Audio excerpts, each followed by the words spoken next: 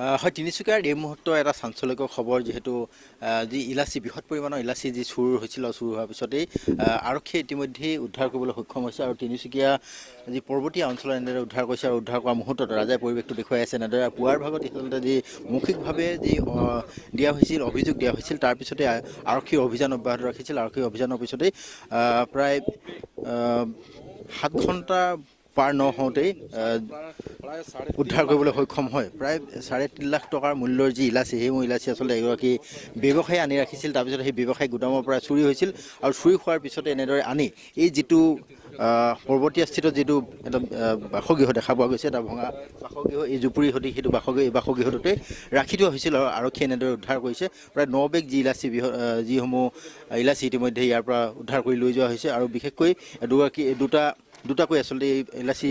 চুৰিকাণ্ডৰ লগত জড়িত দুটা চুৰ ইতিমধ্যে আটক কৰিবলৈ সক্ষম হৈছে কিন্তু এটা কথা ক'বলৈ গ'লে যে তিনিচুকীয়া চহৰখনৰ এটাৰ পিছত আনটো যি ঘটনা সংঘটিত হৈ থাকে আচলতে যি দুষ্কাৰ্যমূলক কাৰ্য যিসমূহ সংঘটিত হৈ থাকে তাৰ কিন্তু আৰক্ষীয়ে ইতিমধ্যেই যে আৰক্ষী তৎপৰতাৰ বাবে ধৰিবলৈ সক্ষম হৈছে আৰু দেখুৱাই আছোঁ আৰু আমি আৰক্ষী বিষয়া যিগৰাকী আছে ভাস্কৰ ৰাজ বৰুৱা তেখেতৰ পৰা আমি মন্তব্য ল'বলৈ যত্ন কৰিম যিহেতু কিমান পৰিমাণৰ ইলাচি আৰু কেনেদৰে আচলতে অভিযান চলাইছিল সেইসমূহ মন্তব্য জানিবলৈ যত্ন কৰিম আৰু কেইটা চুৰ ইয়াত আচলতে ধৰা হৈছিল সেইটো আমি জানিবলৈ যত্ন কৰিম কিন্তু ৰাজাই দেখুৱাই আছোঁ পৰিৱেশটো এয়া আচলতে যিসমূহ চোৰাং ইলাচি এইসমূহ চোৰাং ইলাচি এনেদৰে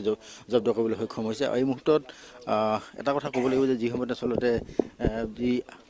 তিনিচুকীয়াৰ বাণিজ্যিক চহৰ তিনিচুকীয়াত বিভিন্ন সময়ত যিসমূহ চোৰাং কাৰ্যৰ লগত জড়িত যিসমূহ দুষ্কৃতিকাৰী চুৰ বা আদি কৰি যি ডকাইত সেইসমূহ আছে সেইসমূহ এটা পিছত আনটো ধৰিবলৈ সক্ষম হৈছে তেখেতৰ পৰা মন্তব্য ল'ম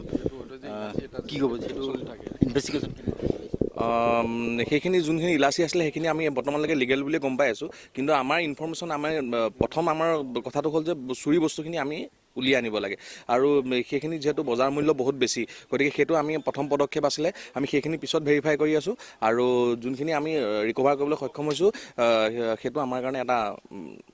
এটা গ্ৰেট ছাকচেছ বুলি ক'ব পাৰোঁ আমি কেইটা আটক কৰিছে বৰ্তমানে 2জন আটক হৈছে আৰু এতিয়া বৰ্তমানে আমাৰ জিম্মাত আছে তেওঁলোকক পৰৱৰ্তী সময়ত সোধপোছ কৰা হ'ব আৰু বিভিন্ন ধৰণৰ চোৰৰ ক্ষেত্ৰতো এওঁলোকৰ নাম আছে বুলি আমি গম পাইছোঁ প্ৰাথমিক অনুসন্ধানত আৰু পৰৱৰ্তী সময়ত এইটোৰ বিষয়ে ভাল এটা ইনভেষ্টিগেশ্যন হ'ব বুলি আমি ক'ব পাৰোঁ কোন ঠাইৰ পৰা চুৰ হৈছিল এইটো বালুগুদাৰ এটা ফেক্টৰী আছে সেই ফেক্টৰীটোত মানে আধা চাটাৰ খোল খাই থকা অৱস্থাত আমি প্ৰত্যক্ষ কৰিছিলোঁ তাৰপিছত আমি এনকুৱাৰী কৰিছিলোঁ যে বস্তুটো হৈছে কি যে কিবা হয়তো চুৰি কাৰ্য সংঘটিত হ'ব পাৰে নেকি তাৰপিছতে আমি ঠিক সেই সময়তে আমি সেইখন টাইমত এনকুৱাৰী কৰি থকা সময়তে মোলৈ ফোন আহিছিলে যে এনেকুৱা ধৰণৰ চুৰি কাৰ্য এটা সংঘটিত হৈছে আমি এতিয়ালৈকে আমাৰ এজাহাৰ দাখিল হোৱা নাই আমাৰ ভাৰ্বেল কমপ্লেইনৰ ওপৰত ভিত্তি কৰি আমি গোটেইখিনি কৰি আছোঁ বৰ্তমানে হয়তো তেওঁলোকে এজাহাৰ দিছে কিমান সময় ঘটনাটো এইটো আজি এতিয়াৰ পৰা 3 ঘণ্টা আগৰ আমি মানে এটা CCTV ফুটেজ পাইছিলোঁ সেই ফুটেজতে আমি সেই ফুটেজৰ আধাৰত আমি গোটেই ইনভেষ্টিগেশ্যনটো ষ্টাৰ্ট কৰিছিলোঁ সম্পূৰ্ণ ৰাইডাৰ পাৰ্টিৰ লগত আছিলে আৰু আমাৰ ইনফৰ্মেশ্যনটো পাক্কা আছিলে আৰু শেষত গৈ পেলাই আমি এই জুপুৰি ঘৰটোৰ পৰা আমি সেইখিনি উদ্ধাৰ কৰিবলৈ সক্ষম সেই মুহূৰ্তত আচলতে আৰক্ষী তৎপৰতাৰ বাবে যে উদ্ধাৰ কৰিবলৈ সক্ষম হয় সেয়া নিশ্চিত হৈ পৰিছে আৰু কিন্তু এটা কথা ক'ব লাগিব যে যিহেতু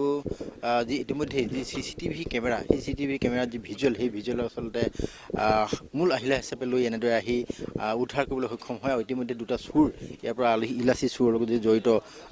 দুটা চুৰক ইতিমধ্যে আটক কৰিবলৈ সক্ষম হৈছে কিন্তু ইয়াৰ পৰৱৰ্তী পৰ্যায়ত আচলতে ইতিমধ্যে আৰক্ষী বিষয়া কৈছে ইনভেষ্টিগেশ্যন হ'ব আৰু ইনভেষ্টিগেশ্যনৰ পিছতে যি শাস্তি সেই শাস্তিৰ ব্যৱস্থা গ্ৰহণ কৰিবলৈ ইতিমধ্যে কৈছে কিন্তু এটা কথা ক'ব লাগিব যে আৰক্ষীৰ তৎপৰতা অবিহনে কিন্তু তিনিচুকীয়াত এনেধৰণৰ যি কাৰ্য সেইবোৰ দুষ্কাৰ্য সংঘটিত হৈ থকাবোৰ নিশ্চিতভাৱে দিন দূৰ হ'ব আৰক্ষী এনেদৰে তৎপৰতা যদি থাকে